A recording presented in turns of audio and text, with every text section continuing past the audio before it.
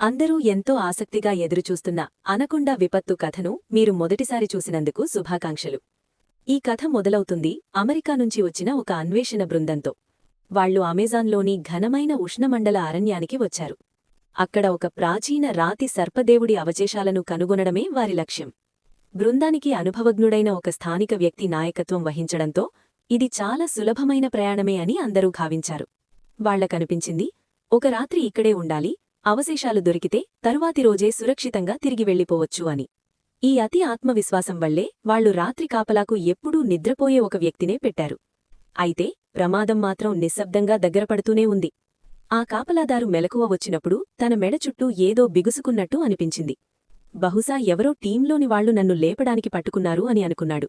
కాని కళ్ళు తెరిచి చూసేసరికి ఒక భారీ పాము తన నాలుకను నేరుగా అతని ముఖానికి అంటించింది.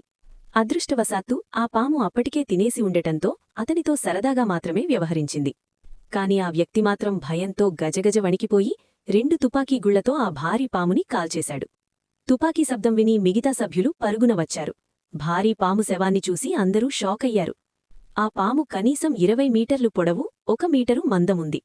అంత పెద్ద పాముని చూసి అందరికీ భయం పట్టుకుంది. అన్నా అనే మహిళ ప్రశ్నించింది, ఇంత